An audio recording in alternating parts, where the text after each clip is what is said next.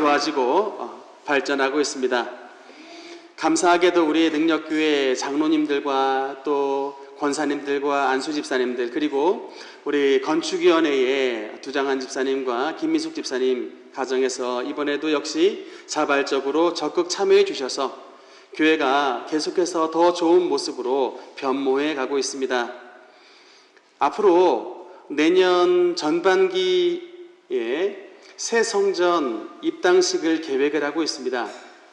그래서 사실 우리 능력교회가 이 코로나라고 하는 이 비상시국 한가운데에서 성전 건축을 진행한 교회입니다. 사실 굉장히 어려움을 많이 겪어야 정상인데 우리 하나님께서 참 이런 상식을 뛰어넘는 은혜를 허락해 주셔서 이렇게 여러분 보시다시피 이 연약한 교회가 아름다운 성전을 지을 수 있도록 주님께서 은혜를 베풀어 주셨습니다. 이제 그 입당 예배가 이제 하나님의 은혜를 가감없이 증거할 수 있는 복된 자리가 될 수 있도록 모든 성도님들이 적극적인 참석을 부탁을 드리겠습니다. 우리의 예배가 하나님을 기쁘시게 하는 거룩하고 살아있는 예배가 되어서 주님 주시는 모든 은혜와 축복의 주인공들 되시기를 주님 이름으로 축원합니다. 오늘은 7번의 화선포라는 제목으로 말씀을 나누겠습니다.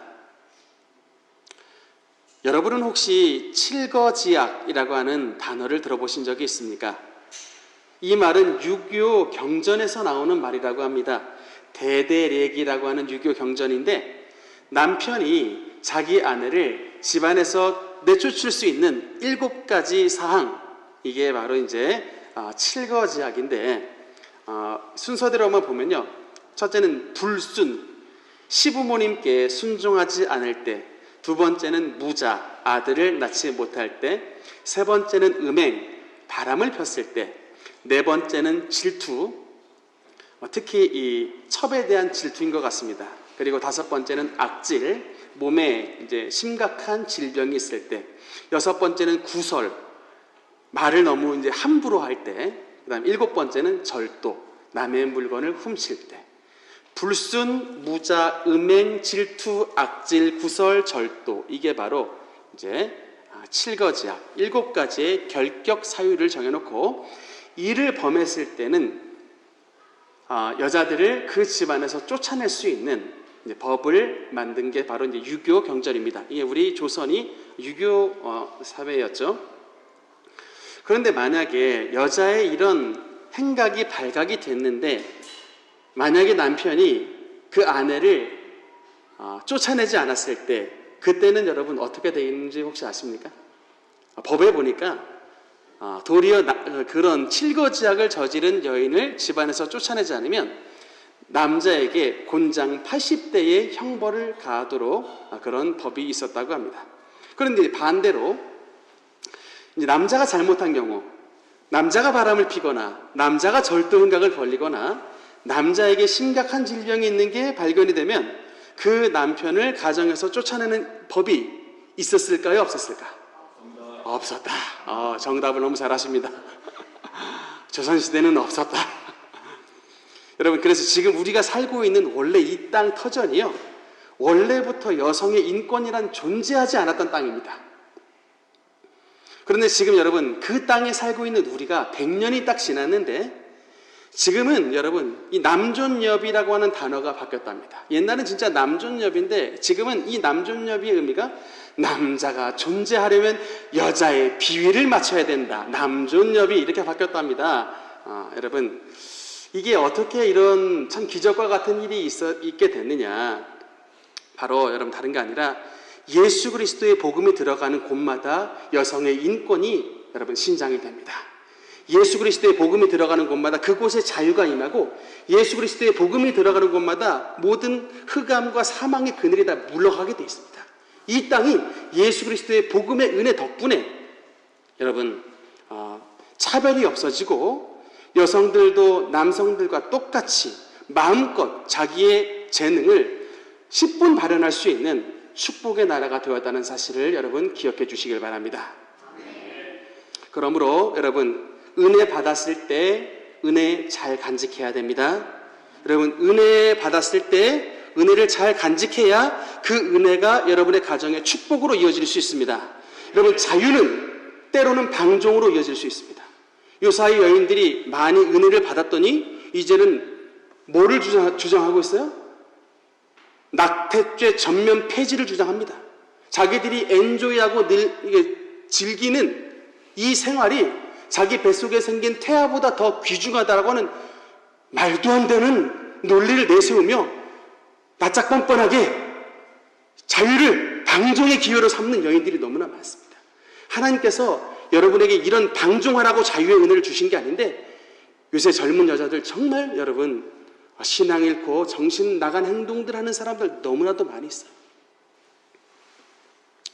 세상이 여러분의 자녀를 방종으로 삼키지 못하도록 언제나 하나님의 말씀으로 여러분의 가정을 지키는 그런 믿음의 가정들 되시기를 바랍니다. 오직 하나님의 말씀으로 여러분의 가정을 지키고 오직 하나님의 말씀으로 축복의 나라 대한민국을 지키는 그런 복된 모든 능력교회 성도님들 되시기를 주님 이름으로 축원합니다. 오늘 본문에는 7가지의 화 선포가 등장합니다. 아까 유교 경전에는 7가지 이제 쫓아내야 되는 악이라고 하는 게 이제 등장하지만 그건 완전 엉터리법이죠. 근데 이제 이게 공의의 기준으로 봤을 땐 정말 엉터리법인데, 오늘 본문에 나오는 7화 선포는 누가 말씀하신 겁니까?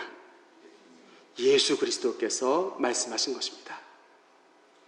성경 전체를 봤을 때 예수님께서 이토록 격정적으로 선포하신 적이 없습니다. 물론 성경 중간중간에 보면 예수님의 분노가 몇 번 나오기도 합니다. 예를 들면 예수님의 분노 가운데 하나가 뭐냐면, 어린아이들이 예수님께로 올 때 당시에 어린아이는 사람으로 취급하지 않았던 시대였습니다. 그래서 예수님의 제자들이 어린아이들이 예수님 품으로 이게 다가올 때 그 어린아이를 제재해 버렸습니다. 근데 이때에 마가복음 10장 14절에 보면 예수께서 보시고 노하여 이르시되 어린아이들이 내게 오는 것을 용납하고 금하지 말라. 하나님의 나라가 이런 자들의 것이니라. 분노하셨습니다. 또 지난번 마태복음 강해에서 봤듯이 어느 때 또 분노하셨냐면 성전에서 장사하는 자들을 놓고 주님께서 분노하셨습니다. 저들의 상을 둘러엎으셨고 그들을 성전에서 쫓아내버리셨다. 예수님이 채찍을 들었다고 말씀드렸죠. 평상시 예수님은 채찍을 안 드시는데 이 성전을 강도의 굴혈로 만드는 자들을 채찍을 들고 쫓아내버리셨습니다. 그런데 이런 주님의 분노는 심판이라기보다는 징계 차원의 분노였습니다.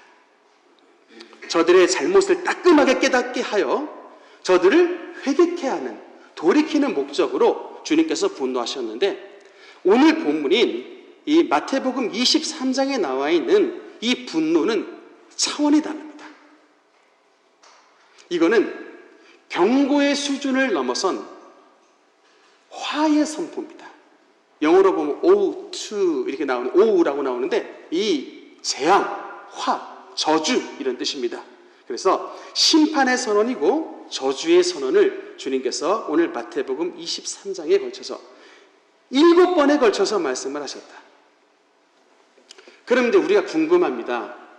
왜 주님께서 7번에 걸쳐서 이 바리새인들과 서기관들에게 분노하셨는가? 에스겔 9장 5절에 보면 여러분 이 말씀을 같이 한번 읽어보겠습니다. 시작. 그들에 대하여 내 귀에 이르시되 너희는 그를 따라 성읍 중에 다니며 서서 늙은 자와 젊은 자와 처녀와 어린아이와 여자를 다 죽이되 내 성소에서 시작할지니라 하시매 그들이 성전 앞에 있는 늙은 자들로부터 시작하더라. 아멘. 여러분 이 에스겔서 9장은 하나님의 심판에 대한 말씀인데 하나님의 심판이 어디서부터 시작이 된다라고 말씀하고 있습니까?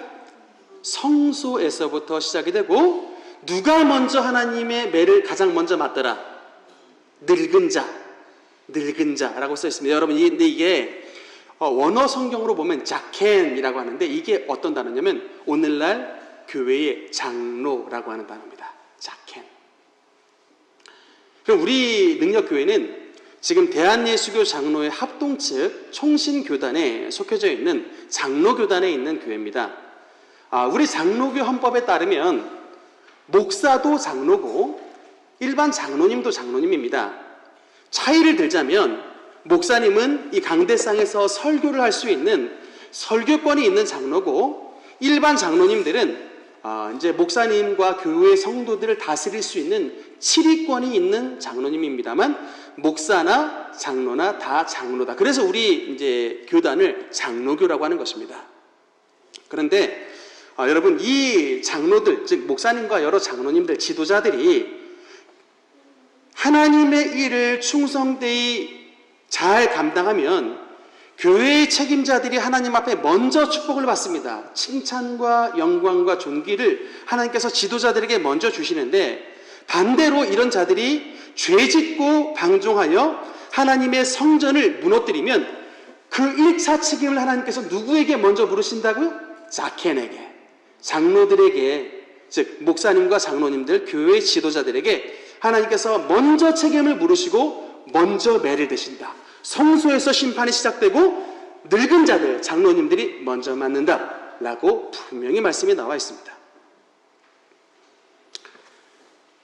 우리 능력교회가 여러분 개척을 시작하기 전에 저희는 그 행신동에 있었던 통합 측의 무슨 교회라는 곳에서 신앙생활을 했었습니다. 제가 그 당시 나이가 이제 25살이었고 거기서 지금 우리 이제 교역자들이 그 일신교회에서 이제 먼저 이름을 얘기해버렸네.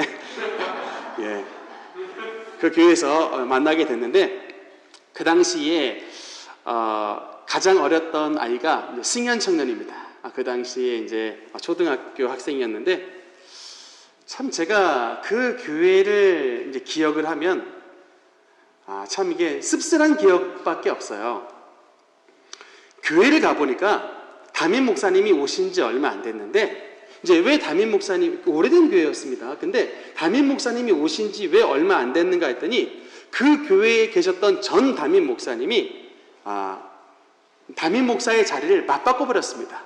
그런데 왜 맞바꿨는가 하니 본인의 이게 야심이 노회장이 되는 게 야심이었는데 지금 그 교회의 규모로 봐서는 노회장을 할 수 없으니까 그냥 둘이 상의를 해가지고 교회를 담임을 맞바꿔 버렸어요. 그런데 성도님들과 상의도 하지도 않고 그냥 두 분에서 결정을 해가지고 담임 목사 자리를 맞바꿨는데, 그래서 이제 졸지에 아무 검증 안 된 목사님이 이제 그 교회에 오시게 됐는데 이분은 이제 한 수 더 뜬 이제 목사님이셨습니다. 이분이 하는 행태를 보니까 뭐냐면 이게 총기 떨어진 늙음악한 장로님들 데리고 주변 음식점 이렇게 모시고 가요. 그래가지고 주변에 좀 큰 음식점 모시고 간 다음에 그 장로님한테 담임 목사님이 하시는 말씀이 뭐냐면 장로님 툭툭 건들면서 장로님 여기 있는 이런 가게 운영하고 싶지 않으십니까? 얘기를 하는 거예요. 그러니까 당연히 그 총기 떨어진 장로님이 귀가 번뜩 열고 눈이 탁 커지죠. 아니 대부분 다 못 사시는 분들이었는데 목사님이 말해가지고 이런 가게 운영하고 싶지 않냐고 그는 하시는 말씀이 제가 그렇게 만들어 드릴게요. 요새 말하면 이게 미끼를 던지는 거예요. 그러니까 이 철없는 어르신들이 이 말을 그냥 고지고대로 물어버립니다. 딱 믿는 거예요. 홀딱 넘어가고. 그러면서 이제 교회 장로님이니까 재정부장이 앉아있는데 교회 돈을 무슨 쌈짓돈 쓰듯이 그렇게 쓰고 목사님도 마음껏 쓰게 하고 또 자기도 그 교회 돈을 멋대로 그냥 유용을 해버립니다. 자기 빚도 갚아버리고. 제가 거기 교회에 있으면서 4분의 재정부장님을 봤는데 한결같이 이 교회 재정부장님 지도자들이 다 교회 돈 해먹었어요. 4분이. 그게 그 교회 전통이야. 그래가지고 교회에 나가고 징계받고 교회에 나가고 그러다가 갈 데 없어서 안 받아주니까 다시 교회에 돌아온 이 레파토리가 그 실제 있었던 그 교회 일이었습니다. 그런데 이제 교회가 보상비를 받아가지고 10억의 보상비를 받게 됐는데, 여러분 그 이제 우리 능력교회 개척하고 12년이 지난 그 세월에 이제 지나고 나서 어떤 장로님을 만났는데, 그 보상비 10억을 한 푼도 못 받고 결국에는 거기 있었던 담임 목사님이 그 교회에 돈 10억을 전부 다 해먹었는데, 그러면 그분은 도대체 뭘 하셨느냐고 얘기를 들었더니, 그것도 그분 목사님한테 돈이 다 간 게 아니라 그분 밑에 있었던 똘마니 어떤 집사님이 그 10억을 또 다 해먹어갖고 그 10억 가지고 뭐 주택 뭐 빌라를 짓는 사업을 했는데, 그것마저도 홀딱 다 날려먹고 교회 하나님으로부터 받았던 축복 이 10억 돈이 다 공중분해되고 아무도 가진 자가 없게 돼버린. 그래서 지금은 그 행신동에 있는 조그만 정말 우중충한 상가에서 함께 모여서 예배를 드리는데 가봤습니다. 그러니까 말이 안 되는 상황인데, 정말 교회의 지도자가 이런 지도자가 있으니까 정말 이런 말도 안 되는 비극이 나타나는구나. 여러분 이거 실화예요. 제가 직접 겪었던. 정말 여러분 교회의 지도자는 중요합니다. 당시 서기관과 여러분 바리새인이 누구냐면 당시의 백성들의 신앙을 이끌었던 오늘날의 목사님들입니다. 종교 지도자들입니다. 특히 여러분 서기관은 어떤 일을 하는 사람이냐? 성경을 필사하는 사람이에요. 하나님의 말씀을 가장 가까이 하는 사람입니다. 그냥 뭐 이렇게 성경을 필사하는 게 아니라, 성경을 필사하다가 여호와, 야훼라는 글자가 나오면 너무 신성해서 가다가 글자를 쓰는 것을 멈추고 목욕탕에 가서 7번 바가지로 물을 끼얹고 가서 야훼, 여호와 이렇게 글자를 썼습니다.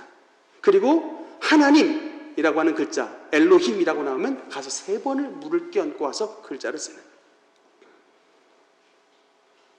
하나님을 가장 가까이 하고 가장 정결하다고 믿는 이런 서기관들과 율법학자인 바리새인들이, 가장 거룩함을 추구해야 되는 자들이 앞장서서 죄를 지으니, 그러면서도 자기들이 죄인인지를 모르니 주님께서 분노하셨던 것입니다. 오늘 주님께서는 저들에게 7가지에 걸쳐서 정죄를 하시는데, 요약하면은 3가지로 정죄를 할 수 있습니다. 첫 번째, 저들은 어떤 자들이어서 예수님께서 저들을 정죄하셨느냐? 그들은 천국의 문을 닫고 지옥의 문을 여는 자입니다. 13절 말씀 보면, 너희는 천국 문을 사람들 앞에서 닫고 너희도 들어가지 않고 들어가려 하는 자도 들어가지 못하게 하는도다. 그 다음 15절에 보면, 너희보다 배나 더 지옥 자식이 되게 하는도다. 천국의 문을 닫고 지옥의 문을 여는 자들이 바로 외식하는 서기관들과 바리새인의 죄였다라고 예수님께서 저들을 정죄하시는 것입니다.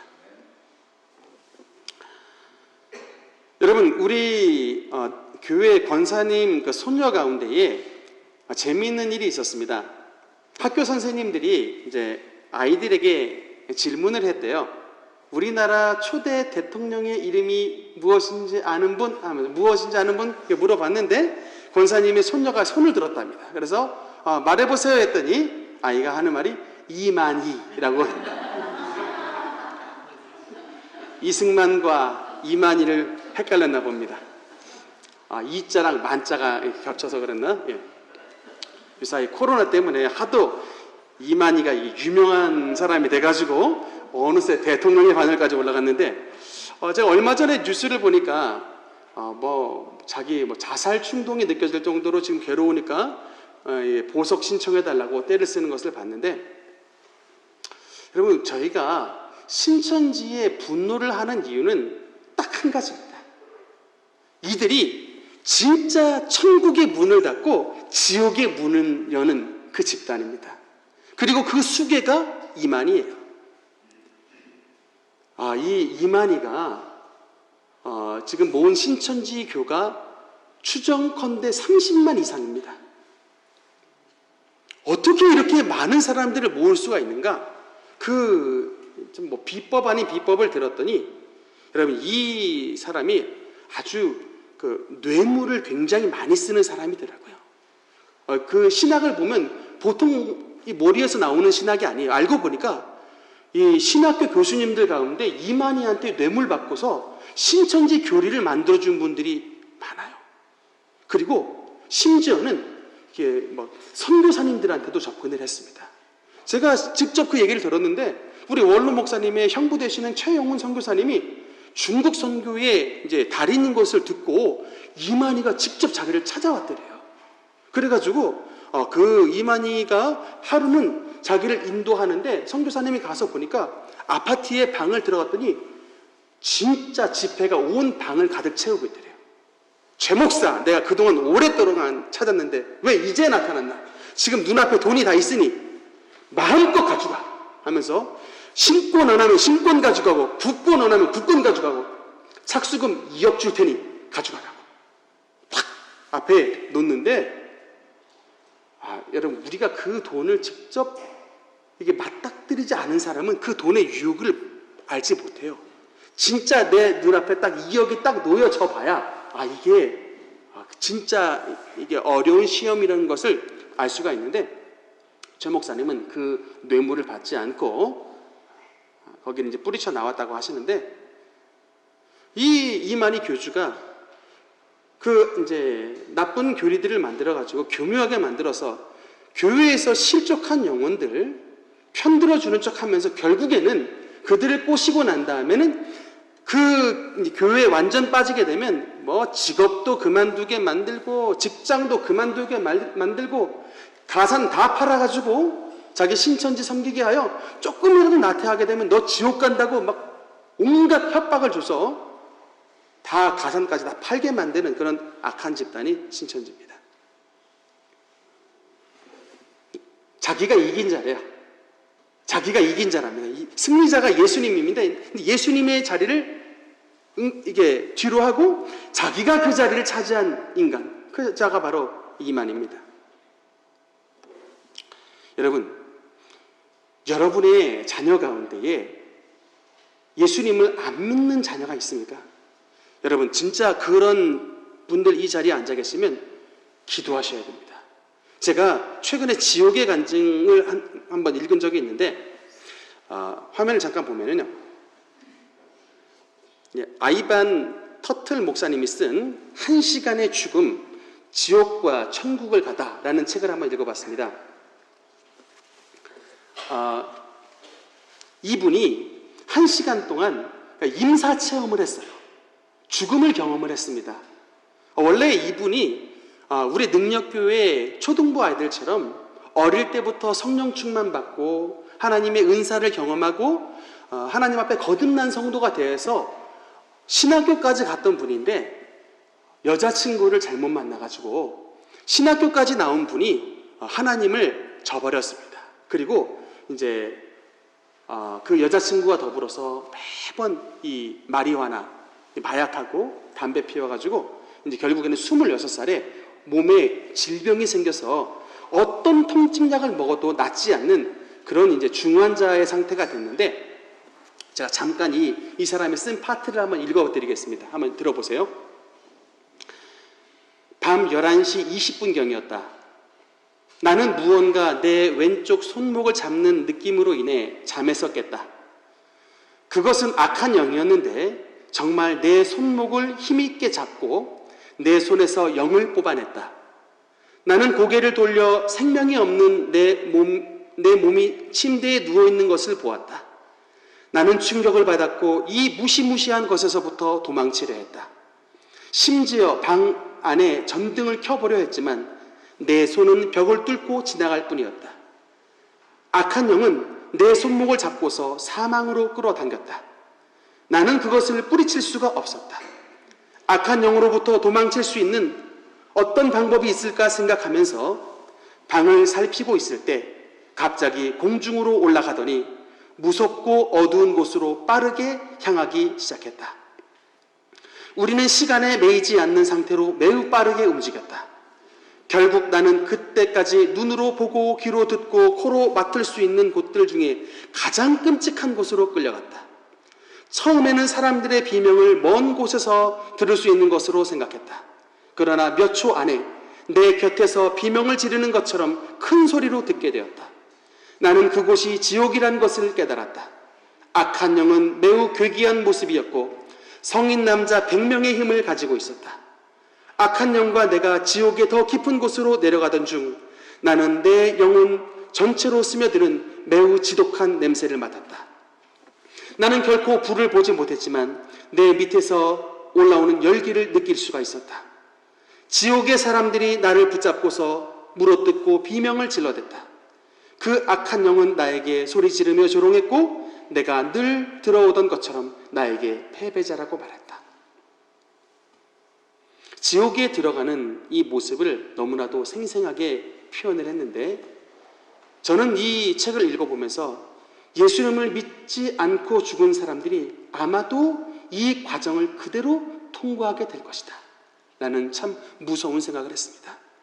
여러분, 여기 앉아 계신 성도님들 가운데는 이런 지옥의 체험으로 말미암아 지옥에 떨어지는 자가 아니라 여러분께서 하나님의 이끌림을 받아 주님의 천사로 하나님의 천국으로 들어가는 모든 능력부의 성도들 되시기를 주님 이름으로 축원합니다. 이 사람이 지옥에 있는데, 그래서 지옥으로 더 깊이 들어가던 중에 하늘에서 천둥 같은 음성이 들렸답니다. 하늘에서 음성이 들리는데 지금은 그의 때가 아니니라. 그가 어릴 적부터 그의 어머니가 그를 위해 기도했었노라. 너는 그를 놓아주라. 내가 그의 어머니에게 약속하였노라. 그러자 나를 붙잡고 있는 악한 영은 즉시로 나를 놓아주었다. 그러자 나는 위를 향하여 날아가면서 순식간에 지옥을 빠져나와 내가 도착한 곳은 어디에나 밝은 빛이 있는 천국이었다 라고 하면서 이제 천국 간증이 시작이 됐습니다. 여러분, 제가 이 책을 읽어보면서 참 은혜를 받았던 게, 여러분 가운데도 여러분의 자녀의 구원을 위해 기도를 하시는 분들이 있겠지만 그 기도가 하나님 나라의 상달이 되도록 기도를 하셔야 되는 것입니다. 그냥 잠깐 식사기도 할 때 하는 기도 정도가 아니라 마치 여러분의 자녀를 여러분의 생명과 맞바꿀 정도로 여러분 그렇게 기도해야 여러분의 자녀의 생명을 죽음에서 건져 올릴 수 있게 되는 것입니다. 그 어머니의 기도로 말미암아 탕자 어거스틴이 성자 어거스틴으로 변화가 되었던 것입니다. 이 더틀 목사님도, 그 더틀 목사님은 방종되어 삶을 살아갔지만 하나님께서 이 어머니의 기도가 얼마나 컸던지 그 어머니의 기도를 들으시고 자녀의 구원을 약속해 주셨던 것입니다. 아는 게 아니라 여러분, 우리 외할머니도 우리 집안에 이런 기도의 씨앗이었습니다. 아무도 예수님을 믿지 않았을 때 그렇게 우리 할아버지한테 핍박을 받는 그 환경 속에서도 우리 외할머니는 불철주야 주님의 몸된 교회 가서 부르짖고 기도하여 결국에는 여러분 남편 구원하고 결국에는 여러분 그 많은 사위들 다 죽음과 죄악에서 건져내는, 그 지금 다 장로님 되고 지금 다 직분자 됐습니다. 어떻게 이런 은혜를 누릴 수 있을까? 우리 외할머니의 생명을 건 기도 덕분에 남편도 건지고 사위들도 다 건지고, 그래서 우리 전 집안이 예수님 믿는, 예수만 섬기는 집으로 바뀌게 됐던 것입니다. 성경은 뭐라고 말씀하냐면 주 예수를 믿으라. 그리하면 너와 내 집이 구원을 얻는다라고 말씀하고 있는 것입니다. 너뿐만 아니라 너와 내 집 전체가 구원을 받게 된다라고 말씀하고 있습니다. 하나님은 노아의 신앙을 보고 노아와 그의 8 식구 전체를 구원해 주신 것입니다. 여러분 가정에서 기도의 제사장이 되어야 되는 것입니다. 두 번째, 예수님께서 저들에게 화를 선포하셨던 이유는 저들이 눈먼 인도자였기 때문인 것입니다. 16절 말씀 우리 한번 같이 읽도록 하겠습니다. 16절 읽겠습니다. 시작. 화 있을진저 눈먼 인도자여 너희가 말하되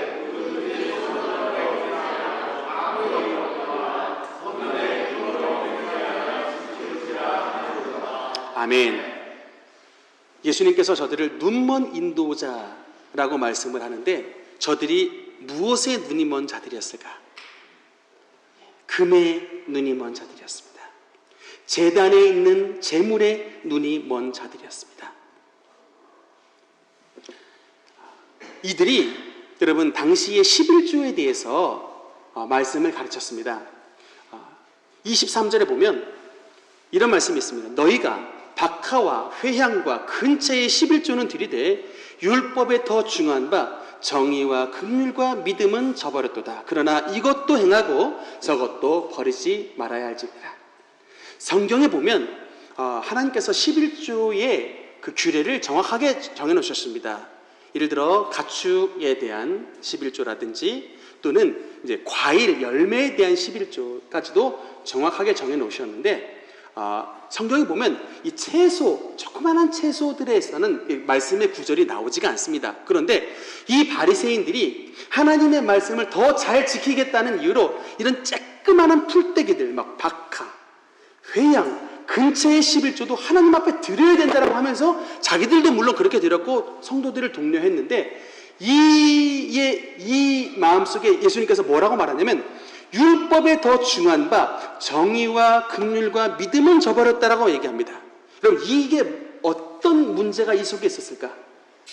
그러니까 여러분 제가 강대상에서 여러분께 설교할 때 11조 내라고 가끔 말씀을 드립니다만 그 동기가 무엇이어야 될까요?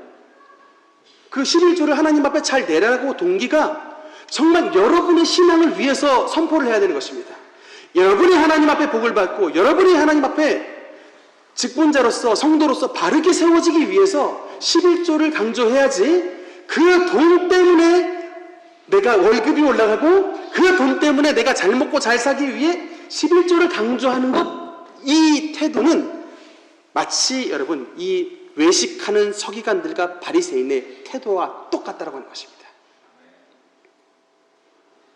헌금을 강조할 때에 율법에 더 중요한 바 정의와 긍휼과 하나님 앞에 믿음을 세우기 위한 그런 중심에서 말씀을 전해야 되는 것입니다.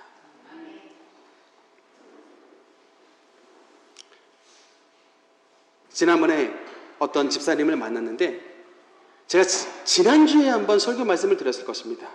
우리 가까운 목사님 가운데 자기의 교회를 팔아치우고 그 교회 돈 전체를 꿀꺽 하시려고 하는 그런 목사님이 계시다라고 하는 말씀을 한번 드렸는데 한 주 만에 또 업데이트가 됐어요.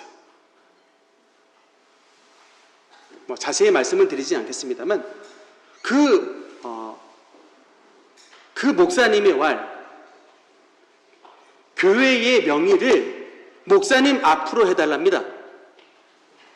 교회의 명의를 목사님 앞에 해달라면서 그 이유가 뭐냐면 영권이 없다고. 교회의 부동산을 목사님 이름 앞으로 하지 않으면 영권이 없다고 교회의 부동산을 자기 이름 앞으로 해달라고 그냥 교회에 오고서부터 그렇게 그냥 당당하게 요구를 하더래요. 제가 그래서 그 말씀을 듣고 말하냐면 목사의 영권이 부동산에서 나오냐고 제가 물어봤습니다.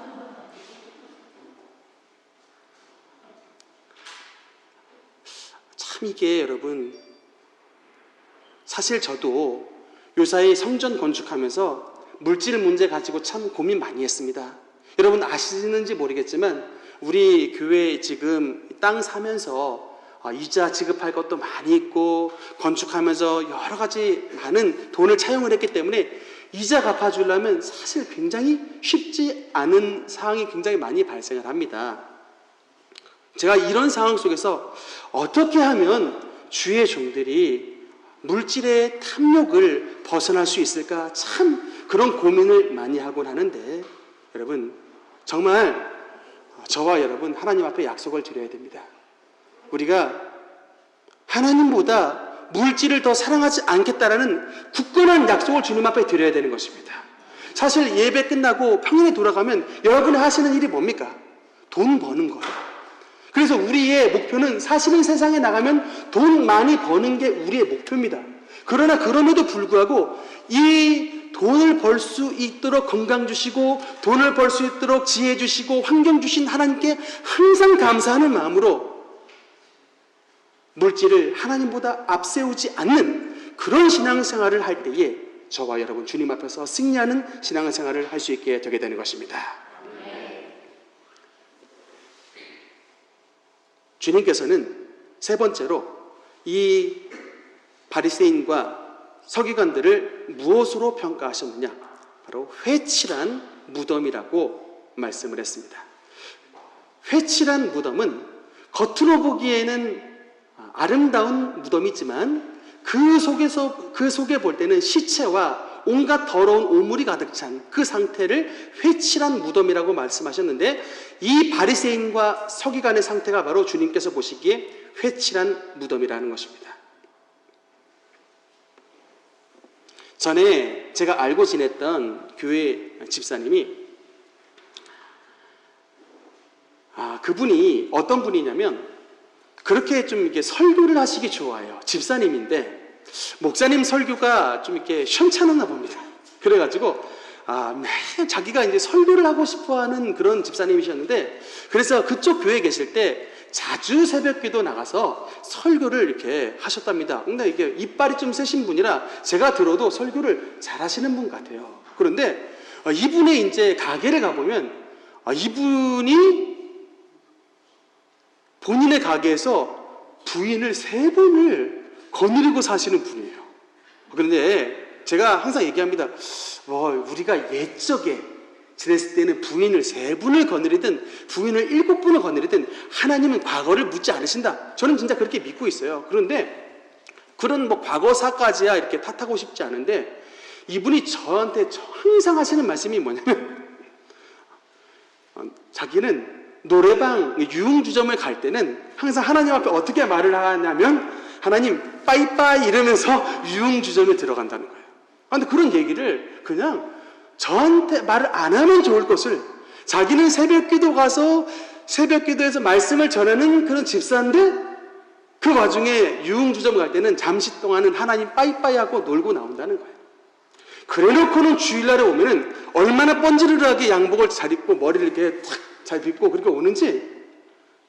여러분, 이런 모습, 이런 주일날은 참 뻔지르르하게 보이지만 실상에서 그 평일날 사는 모습은 주님께서 보시기에 회칠한 무덤이라는 겁니다. 여러분, 주님께서 우리에게 요구하시는 자세가 무엇인지 아십니까? 마음의 진실입니다. 마음의 진실을 원하십니다. 그러니까 죄 지었을 땐 주님 앞에 죄 뒤집어 쓰고 울면서 회개하기를 주님께서 진심으로 원하시는 것입니다.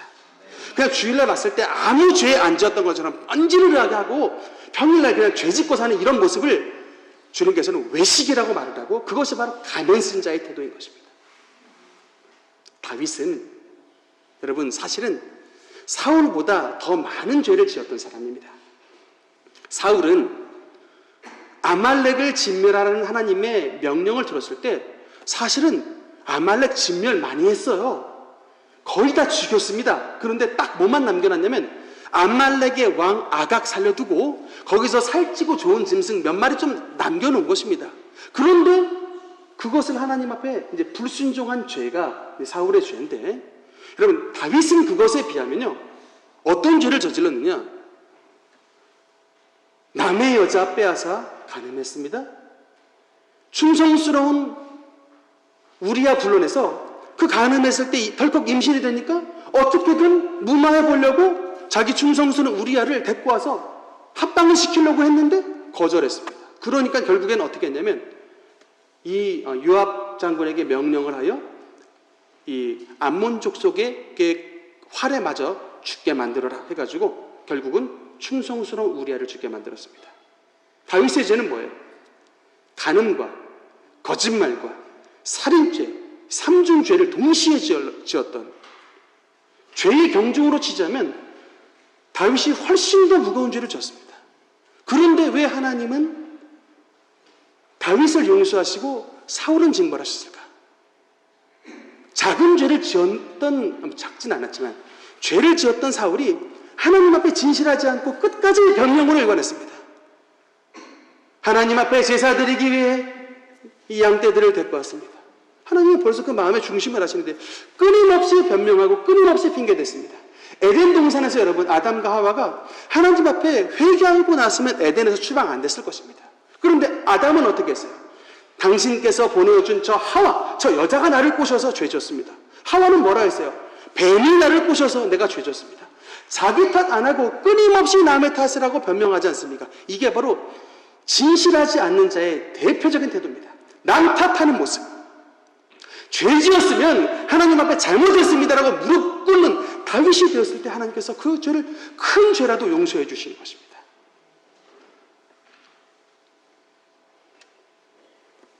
여러분, 우리가 주님 앞에 진실하기 위해서는 남 탓하고 핑계를 대는 신앙이 아니라 내가 교회의 직분자고 내가 목사고 내가 높은 자리에 있을수록 더 하나님 앞에 회개하고 우리의 마음을 청결하기 위해 애를 쓸 때에 하나님께서 인정하시는 복되고 거룩한 신앙으로 세워지게 될 줄 믿습니다. 말씀의 결론을 맺겠습니다. 마태복음 오늘 본문 23장과 마태복음 5장은 여러분 분명한 대조가 되는 말씀입니다. 마태복음 23장은 7가지 화에 대한 주님의 심판과 저주에 대한 말씀이지만 마태복음 5장은 8가지 복에 대한 팔복에 대한 말씀입니다. 여러분, 예수 그리스도의 복음은 분명합니다. 예수님 잘 믿으면 팔복의 길로 우리를 인도하십니다. 천국의 길로 인도하시고 천국의 주인공과 백성이 되는 팔복의 길로 인도하시지만 겉으로는 예수님 잘 믿는 척해도 외식하고 불법을 행하여 하나님 앞에 우리의 신앙을 인정받지 못하면 7가지 화의 길로 걸어가게 되게 되는 것입니다. 바리새인과 서기관들이 그러했고 아나니아와 삽비라가 하나님 앞에 그런 길을 걸어갔던 것입니다. 우리 하나님의 말씀을 맡은 주님의 종들, 그리고 교회의 직분을 감당하시는 우리 중직자분들, 하나님의 말씀을 맡은 저와 여러분부터 먼저 주님 앞에 진심으로 회개하고 돌이켜 기도해야 되게 되는 것입니다. 여러분, 우리 스스로의 힘을 포기하고 하나님 앞에 하나님을 붙잡고 하나님을 의지하는 행위가 바로 기도인 것입니다. 우리가 기도할 때에 우리의 마음이 깨지고 주님의 보혈이 임하여 우리 가운데 하나님의 성령께서 역사해 주실 때에 우리의 삶이 새롭게 변화되고 우리 여러분의 가정이 더욱더 주님의 은혜로 변화가 되고 우리 사회와 우리 대한민국이 하나님의 은혜로 새롭게 되게 되는 것입니다. 우리 하나님께서 말씀하신 이 경고의 말씀을 우리의 마음속에 새기시길 바랍니다. 물론 하나님의 말씀을 들을 때 주님께서 주시는 축복 중요합니다. 그러나 그 축복이 중요한 만큼 우리가 하나님 앞에 죄 짓지 않기 위해 마음을 바로 잡는 저와 여러분이 될 때에 하나님의 역사와 주님의 능력이 대한민국을 바로잡고 우리 능력교회를 바로잡고 하나님의 사람으로 세울 수 있게 되는 것을 믿으시기 바랍니다. 하나님께서 우리 능력교회에 성령의 바람을 불어넣어 주셔서 이 바리새인과 외식하는 서기관의 길이 아니라 예수님처럼 바울처럼 베드로처럼 하나님의 길을 순종해 나아가 주님 앞에 온전한 면류관을 드리는 복된 모든 능력교회 성도들 되시기를 주님 이름으로 축원합니다. 우리 다 함께 찬송하겠습니다.